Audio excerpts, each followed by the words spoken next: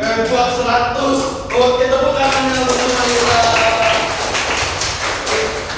Ya, jadi pada hari ini kita akan menjelaskan tentang cerita rakyat. Benar yang dikatakan teman kita tadi, cerita rakyat adalah cerita yang turun-temurun yang diceritakan oleh petua-petua dahulu kala. Jadi sebelum itu teman-teman, ada nggak belum pada masa kecil yang diceritakan oleh orang tua kalian tentang cerita dongeng-dongeng, dongeng malam sebelum tidur itu ada cerita itu atau tidak? Cerita apa itu kalau Bapak boleh tahu? Batu belah. Oh, batu belah betul ya. Oke, masuk ke materi. Latar belakang.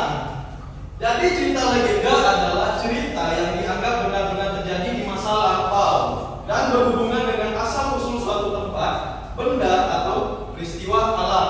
Seperti yang dijelaskan oleh Sino tadi, batu belah itu bersangkutan dengan alam. Bagus. Tokoh-tokohnya biasanya manusia biasa, tapi sering dikaitkan dengan hal-hal gaib atau keajaiban yang sudah dijelaskan dengan logika. Di cerita batu belah itu dia apa yang dimakan batu tadi? Anaknya, iya betul, itu termasuk ibunya. Iya. Apa nih anaknya atau ibunya? Iya betul. Jadi tokohnya tadi bersifat dia manusia biasa, tapi dikaitkan dengan gaib. Kan bisa tapi kita secara logika bahwa batu nggak mungkin bisa makan orang kan? Namun di masyarakat dahulu kala sering dikaitkan dengan hal-hal mistis untuk menjadi sebuah cerita rakyat. Ciri-ciri legenda di sini ada diceritakan secara turun-temurun seperti yang dijelaskan sama Adi Aliska tadi. Cerita legenda adalah cerita yang turun-temurun diceritakan oleh orang tua kita. Lanjut, tokoh manusia biasanya namun ada unsur gaib seperti yang kita ceritakan tadi tentang batu belah. Lanjut, dia mengandung pesan moral. Nah, cerita yang mengandung pesan moral tadi seperti batu belah itu apa pesan moral di ceritanya? Jangan berdosa kepada ibu. Sampai ibu nanti kayak gitu. Hebat anak bapak ya. Oke, lanjut dikisahkan seolah-olah benar-benar terjadi. Oke, lanjut. Unsur-unsur dalam legenda itu ada unsur intrinsik dan unsur ekstrinsi. Di mana unsur intrinsik itu ada tema, yaitu dia itu gagasan utama cerita. Tema itu sebagai atasan dari sebuah cerita untuk menentukan seluruh alur cerita yang ada. Tokoh dan penokohan. Nah, di setiap cerita itu ada namanya tokoh. Seperti batu belah tadi. Siapa tokohnya? Ibu. Ya, salah itu sebelum kalian ya. Lalu ada alur atau jalan cerita dari awal sampai akhir. Cerita batu belah itu tersusun kan dari awal sampai akhir. Kan nggak mungkin ceritanya itu dari ibu sedang berjalan di taman lalu jadi batu. Kan nggak mungkin. Masuk lagi. Oke. Latar dan tempat. Nah, di cerita batu belah tadi di mana lokasinya? Iya, betul, hutan. Tapi lokasi aslinya berada di? Kalimantan. Saya pun kurang tahu masalah cerita itu. Tapi, iya, terima kasih sudah menjawab. Lanjut ke amanat dan pesan moral. Nah, dari pesan moral tadi kita sudah tahu bahwa batu belah itu adalah cerita orang tua yang durhaka pada anaknya. Anda itu Iya, pintar ini membaca dari ceritanya ya. Oke, lanjut ke sudut pandang cerita. Sudut pandang cerita ini seseorang yang menceritakan kembali cerita tersebut. Biasa menggunakan sudut pandang apa yang dia pikirkan. Misal saya dengan senang menceritakannya, saya bawa alur dengan nuansa senang atau bahagia. Lanjut dengan gaya dan bahasa yang digunakan. Di unsur intrinsik adalah unsur yang mempengaruhi cerita dari luar, seperti latar belakang pengarang, nilai sosial, budaya, dan moral atau agama. Lanjut, struktur teks legenda. Setiap cerita itu memiliki unsur. Yang pertama ada orientasi atau pengenalan tokoh dan latar. Contoh, di Universitas Samudra dahulu kala hiduplah seorang ksatria yang bernama Si John, di mana dia adalah ksatria di kampung sebelah yaitu Merande. Lanjut, komplikasi masalah dan konflik yang terjadi. Nah, di kampus Universitas Samudra dulu ada seekor naga berkepala 3. Dan naga tersebut bangun dari kasur kastilnya langsung bergerak ke Merade melawan naga Merade yang namanya adalah naga kesiangan. Di mana naga tersebut ingin merebutkan wilayah Usam dan wilayah Merade itu untuk menjadi satu. Lanjut resolusi penyelesaian masalah. Pada saat mereka bertengkar, datanglah seorang ksatria tadi yang bernama Cidon. Ksatria tersebut bertanya kepada naga kepala tiga apa yang dia mau. Naga kepala tiga bercerita, aku ingin ikan yang sangat besar untuk menyelesaikan masalah ini. Naga kesiangan hanya terdiam, dan ksatria langsung bergerak ke lautan samudra untuk mencari ikan yang sangat besar. Ikan tersebut diperoleh sama ksatria tersebut pada seminggu. Lalu dia datang ke lokasi pertemuannya sebelumnya dan memberikan ikan tersebut kepada naga kepala tiga. Naga tersebut memiliki 3 kepala, naga api, angin, dan tanah. Pada saat itu, yang ambil ikannya itu naga kepala angin. Diambillah ikannya tersebut. Ternyata naga yang tengah tadi dia bersin, acing. Terbanglah ikan tadi jatuh ke tanah, membentuk sebuah kolam yang ada di depan Musa. Itulah asal usul cerita kolam ikan yang ada di Universitas Samudra. Naga kepala tiga merasa sedih dan kembali ke kastil. Setelah kembali ke kastil, ternyata dia terpleset dan jatuh menimpa semua bangunan yang ada dan membentuk sebuah kolam di samping samudra, samping kolam belakang pertanian itu. Kalau adik-adik tahu, naga kepala api terbentur mengarah ke sebuah kanting semerbak, di mana dulu itu adalah pohon yang sangat besar yang memiliki aroma yang sangat wangi.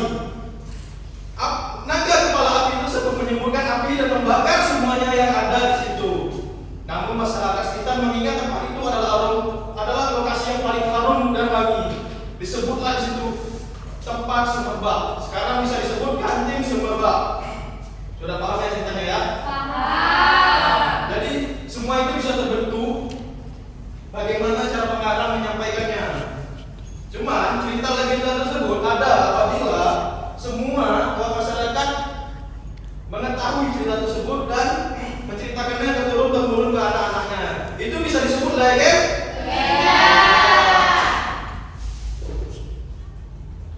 Lanjut ke nilai-nilai yang terkandung. Di sini ada nilai moral yang dimana mengajarkan kebaikan seperti kejujuran, kasih sayang, dan tanggung jawab. Nilai sosialnya itu menggambarkan hubungan antar manusia seperti tolong menolong dan gotong royong.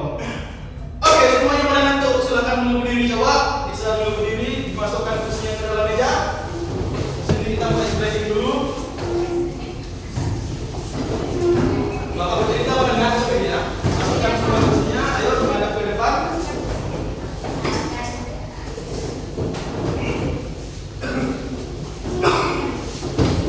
Sudah? Nah, menghadap ke depan semuanya, ayo. Ikuti kata saya, jangan gerakan saya. Pegang kepala semua. Kepala, pundak, kuping, mulut. Kepala. Ayo, sampai salah ayo. Ikuti kata saya dan jangan ikuti gerakan saya. Hidung. Mulut. Kepala. Mulut. Iya, pinter. Ayo pada fokus semuanya ya. Kembali ke semua pada fokus ya. Lanjut ke nilai religius, yaitu menumbuhkan rasa syukur dan kepercayaan kepada Tuhan. Biasa cerita-cerita itu dikaitkan dengan keagamaan, ketaatan kita pada Tuhan. Seperti cerita Maling Kundang. Cerita Maling Kundang itu mengajarkan kita tidak boleh melawan orang tua. Oke, lanjut ke nilai pendidikan, di mana memberi pelajaran hidup agar manusia tidak sombong dan durhaka.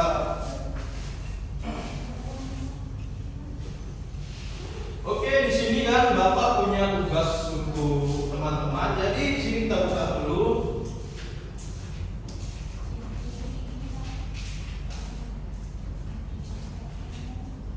Nah, di sini Bapak punya tugas. Kita akan membuat 3 kelompok di mana saya akan memberikan sebuah cerita dan kalian harus bisa menyimpulkan cerita tersebut. Saya ingin satu orang perwakilan baca ini, tolong.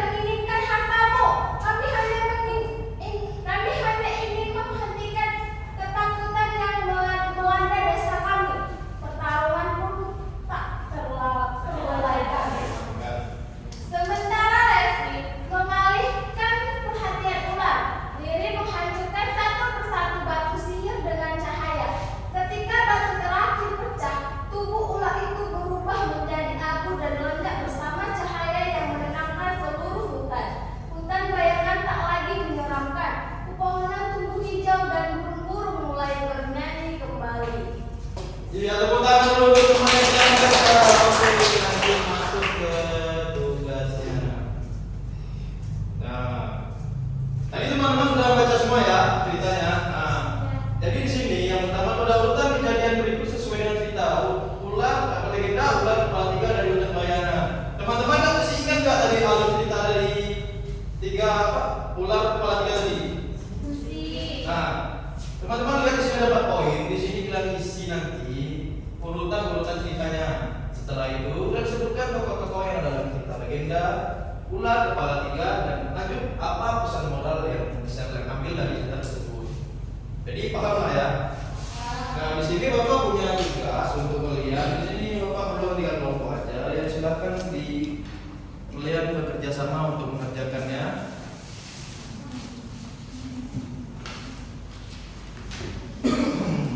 Pak, yang urutan kejadian itu buatnya 1, 2, 3, 4 itu Pak?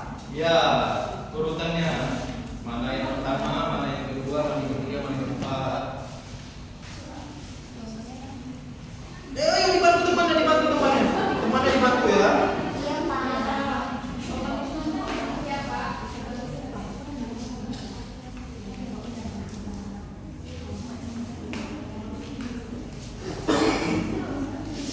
Waktunya bapak berikan 8 menit aja ya, jangan lama-lama.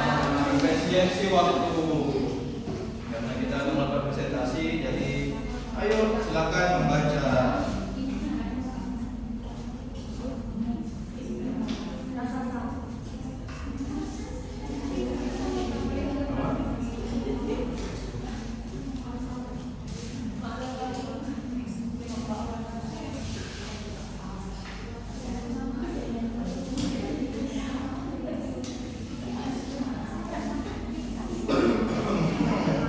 Ada kesulitan?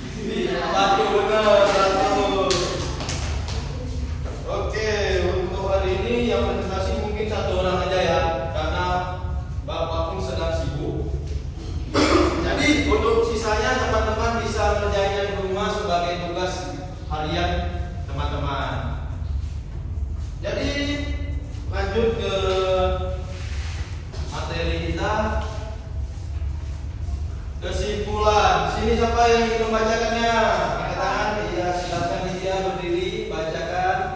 Jadi kesimpulan dari legenda itu adalah cerita lain yang dianggap benar-benar terjadi dan berhubungan dengan asal-usul suatu tempat, benda atau peristiwa alam. Cerita ini mengandung unsur moral, sosial, dan budaya yang diwariskan secara turun-temurun. Melalui legenda kita dapat belajar tentang nilai kehidupan, kearifan lokal, dan pentingnya menjaga hubungan baik dengan sesama alam. Iya, terima kasih. Tepuk tangannya dulu. Baik, kita ulang lagi materinya. Jadi, adik-adik, apakah ada yang ingin menjelaskan kembali apa yang kita bahas pada hari ini? Ayo dari kelompok ini coba